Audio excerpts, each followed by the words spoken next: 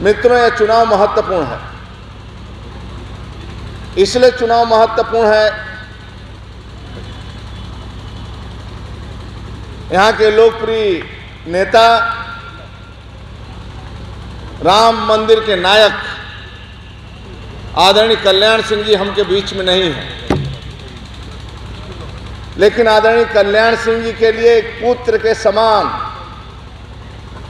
राज्य का तपस्वी, तेजस्वी, जो परिवार के पिता के देहांत के बाद भी घर नहीं जाते हैं, कोरोना जैसे महामारी में जान जहान बचाने का काम करते हैं, आज ऐसे तेजस्वी ओजस्वी मुख्यमंत्री आदरणीय योगी आदित्यनाथ जी के नेतृत्व में चुनाव हो रहा है मित्रों, और एक बेटे के समान आदरणीय कल्याण सिंह जी का श्रद्धांजलि से लेकर 13वीं तक एक पैर पर खड़े रहने वाले ऐसे मुख्यमंत्री और आदरणीय कल्याण सिंह जी के चरणों में मैं श्रद्धांजलि करता हूं, और आप सब आदरणीय योगी जी को मजबूती के लिए परिश्रम की पराकाष्ठा करेंगे। और ये चुनाव इसलिए भी महत्वपूर्ण है मित्रों, आज आप मतदान जो होता है मित्रों, मैं एक मां से मिला, मां से पूछा, मां वोट किसको दोगी मुजफ्फरनगर में, और बघेल महिला थी पाल समाज की। मैं बोला, मां वोट किसको दोगी? बोली अपने बेटा को दूंगा। हम कि बेटा क्या करता है? बोला रेस्टोरेंट है। तो हम कि चुनाव लड़ रहा है क्या? बोला मेरा बेटा चुनाव लड़ रहा है। नेताजी, जिस कप में चाय पी रहे हैं मेरे बेटे ने गैस कनेक्शन दिया है, आयुष्मान का कार्ड मेरे बेटे ने दिया है, किसान सम्मान निधि जो मिल रहा है मेरे बेटे ने दिया है। हम कि बेटा कौन है? बोले मेरा बेटा है, मोदी और योगी ही मेरा बेटा है, मैं उसी को वोट दूंगा। तब मैं समझा मित्रों कि जातिवाद, क्षेत्रवाद, व्यक्तिवाद, वंशवाद, परिवारवाद और गोत्रवाद के नाम पर वोट देना पाप भी है, और चिमटे के नोक से भी छूना हराम है मित्रों, क्योंकि चुनाव राष्ट्रवाद का है, देश के सम्मान के लिए है। आपने देखा है अखिलेश यादव को, आपने 5 साल पहले का चित्र आपने देखा है, बिजली का तार लोग पकड़ते थे तो करंट नहीं आता था, बिजली का बिल पकड़ते थे तो करंट आता था, थका हारा किसान जब घर में पहुंचता था तो बिना बीवी का शकल देखे 10 रोटी के बजाय 2 रोटी खाता था, और वहीं ताऊ लोग खाट पर बैठकर दिन भर पंखा चलाते थे मित्रों, और रिश्तेदार कोई घर में आ जाता था तो रात में सोता नहीं था, जब ट्रेन में वो बैठता था सफर करने के लिए तब उसकी नींद आती थी। लेकिन आदरणीय योगी जी आते ही 24 घंटा लाइट देने का काम किया मित्रों। अब थका हारा किसान जब घर पहुंचता है तब बीवी का शकल देखकर 2 रोटी के बजाय 10 रोटी खाता है।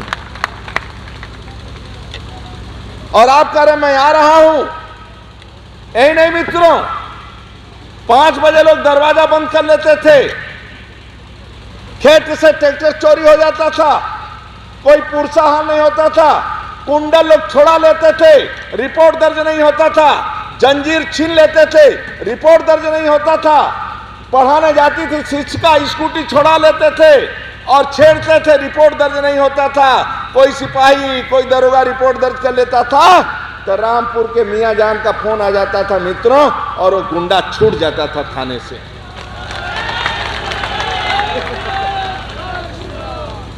आज मित्रों आदरणीय योगी जी के शासन में, आज आदरणीय योगी जी के शासन में गुंडे, आज कानून का राज है, किसी बेटी को कोई छेड़ नहीं सकता मित्रों, छेड़ेगा तो बच नहीं सकता है, ऐसी कानून की व्यवस्था है, कानून का राज है मित्रों।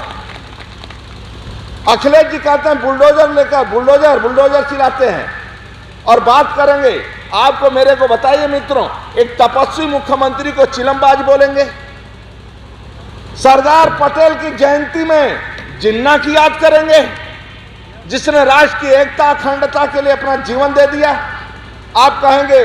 और सरदार पटेल के जयंती में जिन्ना की याद करेंगे और कहेंगे मैं आ रहा हूं। किस लिए आ रहे हैं? क्या राम मंदिर पर बुलडोजर चलवाने आ रहे हैं? किस लिए आ रहे हैं? सरदार पटेल की मूर्ति उखाड़कर जिन्ना की मूर्ति लगवाने आ रहे हैं। आप किस लिए आ रहे हैं? क्या आजम खां, अतीक और मुख्तार को चार्ज देने आ रहे हैं? किस लिए आप आ रहे हैं?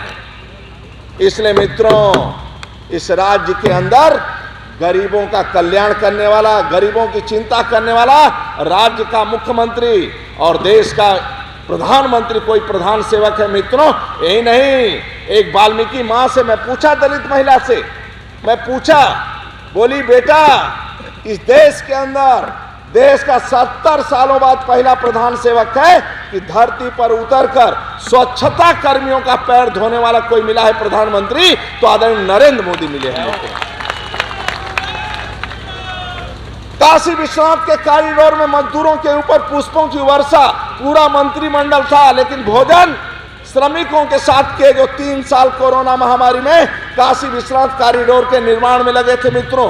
यही नहीं, काशी विश्वनाथ कॉरिडोर का निर्माण आस्था का सम्मान है, लेकिन उसके पीछे चलेंगे मित्रों तो काशी निवासियों के पूर्वांचल के रोजगार से भी जुड़ा हुआ है। 1000 करोड़ की मैं ब्रांडिंग करता तब भी प्रचार प्रसार न होता, लेकिन 3 दिन के अंदर आदरणीय मोदी जी ने काशी का इतना ब्रांडिंग किया कि 10,000 यात्री आते थे पहले, अब प्रतिदिन 1 लाख यात्री आते हैं। वहाँ के नाविक को लाभ होता है, वहाँ के रिक्शा चालक को फायदा होता है, ई रिक्शा को फायदा होता है, वहाँ का रेस्टोरेंट फुल है, होटल फुल है।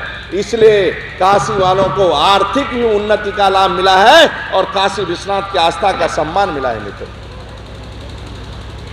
आप अपमान करते हैं। 10 साल तक सोनिया ने, कांग्रेस ने, सपा ने, बसपा ने मित्रों देश के गौरव अटल बिहारी वाजपेयी जब सदन में पहुंचे, आपको ध्यान होगा तो लोगों ने कहा सांप्रदायिक है। आपसे मित्रों मैं जवाब चाहता हूं, और अटल जी को सांप्रदायिक का आरोप लगाया, कहा सांप्रदायिक है, और उनका सरकार गिर गया, लेकिन दोबारा फिर से प्रधानमंत्री बने, फिर हमारे बीच में नहीं रहे। मित्रों, क्या वंदे मातरम की बात करना सांप्रदायिक है? राम मंदिर निर्माण की बात करना सांप्रदायिक है? 370 धारा हटाना सांप्रदायिक है? भारत माता की जय बोलना सांप्रदायिक है? 3 तलाक समाप्त करना सांप्रदायिक है? तो अटल जी ने सदन के सुषमा स्वराज अटल जी ने बोला कि हाँ मैं सांप्रदायिक हूं और आज इनसे राम राज की नींव रख रहा हूं। और सोनिया ने 10 साल तक राम के अस्तित्व को नकारा और राम के अस्तित्व को नकारा और हलफनामा पेश किया मित्रों, हलफनामा दिया कि बाबरी मस्जिद के पक्ष में और हलफनामा दिया। आज आप मंदिर घूमते हैं और कहते हैं, भाषण देते हैं मोदी योगी के खिलाफ। एक तपस्वी मुक्त, ये शास्त्रों के आधार पर देश चलता है, ये हमारे शास्त्र जो है उनके आधार पर देश चलता है, रामायण गीता के आधार पर देश चलता है मित्रों। जिसके शास्त्र मर जाते हैं, जिसके भगवान, कल्पना करिए किसी की आस्था के केंद्र भगवान 26 सालों तक टेंट में रहना पड़ा, 26 सालों तक टेंट में रहे। और टेंट में रहने के पीछे कौन है? यही कांग्रेसी तो हैं, यही सपाई तो हैं, लेकिन एक देश का प्रधानमंत्री, प्रधान सेवक, एक चाय बेचने वाला, गरीब परिवार में जन्म लेने वाला, जिसकी मां दूसरे घर काम करती थी, वह देश का प्रधानमंत्री बनता है तो अयोध्या में आकर राम मंदिर का निर्माण करता है। आपके एक मतदान के कारण मित्रों, आपके एक मतदान के कारण, इसी कारण मैं कहता हूं एक जातिवाद के नाम पर मतदान नहीं होता है, व्यक्तिवाद के नाम पर मतदान नहीं होता है, वंशवाद के नाम पर मतदान नहीं, राष्ट्रवाद के नाम पर मतदान होता है मित्रों। और एक आपके वोट के कारण 370 धारा एक झटके में अमित भाई समाप्त कर दे मोदी के नेतृत्व में। आज उसी कश्मीर के अंदर मुसलमान, हमारा जिला अध्यक्ष झंडा लेकर आगे राष्ट्रवाद का बढ़ता है तो उसको गोली का शिकार होना पड़ता है, लेकिन उसकी पत्नी फिर वो झंडा पकड़कर आगे बढ़ती है, उसका बेटा, लेकिन वो कदम नहीं रोकता है मित्रों। आज सेना के जवानों के ऊपर पत्थर नहीं चलते हैं, फूल की वर्षा होती है। ये व्यवस्था किसने किया? स्वतंत्रता सेनानियों ने। गुरु गोविंद सिंह के सभी बच्चे इस राष्ट्र के लिए समर्पित हो गए। भारत माता जय के लिए, वंदे मातरम के लिए स्वतंत्रता सेनानियों ने गले में फांसी का फंदा चूम लिया मित्रों। लेकिन 70 सालों में इस देश का सम्मान नहीं बढ़ा। स्वामी विवेकानंद जी का सपना हुआ करता था कि मेरी मां उच्च स्थान पर बैठे, पूरी दुनिया को दिशा दे। आज एक प्रधान सेवक चाय बेचने वाला देश का प्रधानमंत्री बना मित्रों, तो लंदन के धरती पर उतरता है उस समय भारत माता के जय का नारा लगता है और वंदे मातरम का नारा लगाने वाले आपके बदौलत है मित्रों। परिवार का एक सदस्य सरकारी गाड़ी में नहीं बैठ सकता है। सैफई खानदान पूरा मिलकर नियुक्तियों में भ्रष्टाचार करता था और घर बुलाकर पूरी सूची जारी करता था मित्रों। जो योग्यता के आधार पर नियुक्तियां होती खत्म हो जाती है। आदरणीय योगी जी के नेतृत्व में 5 लाख की नियुक्तियां हुई और 1 रुपया रिश्वत नहीं लगा मित्रों, और एक भी व्यक्ति परेशान नहीं हुआ। रेलवे स्टेशन पर दौड़ता हुआ एक व्यक्ति हमें मिला, कुली, कहा भाई साहब योगी जी को बधाई दे देना, मेरी बेटी सिपाही में भर्ती हो गई है और 1 रुपया का रिश्वत भी नहीं लगा। नहीं तो सैफई खानदान पहुंच जाता था। न पाल के बच्चे आते थे, न बघेल के बच्चे आते थे, न लोधी के बच्चे आते थे, न साक्य के बच्चे आते थे, किसी के बच्चे नहीं आते थे। आज सभी जातियों की नियुक्तियां योगी जी कर रहे हैं और सबका साथ सबका विकास कर रहे हैं और सभी का सम्मान कर रहे हैं मित्रों। बनटांगिया, मुसर, थारू जैसी जातियां, गरीब जातियां, दलित, शोषित, वंचित को कोई पुरसा हाल नहीं था मित्रों। योगी जी के आने के बाद 40 लाख मकान किसी ने पक्का दिया है तो आदरणीय योगी जी ने दिया है और प्रधानमंत्री ने दिया है मित्रों। मैं गारंटी से कहता हूं, सभी को छोड़ देना लेकिन मोदी योगी को मत छोड़ना मित्रों। कभी कभी इस धरती पर ऐसे नेता आते हैं, कभी कभी इस धरती पर ऐसे नेता आते हैं। देश चल चुका है, 20 साल से शासक हैं मोदी जी और 7 साल से प्रधानमंत्री हैं मित्रों। एक दिन का छुट्टी नहीं है, एक दिन का विश्राम नहीं है। ये किसकी ताकत है?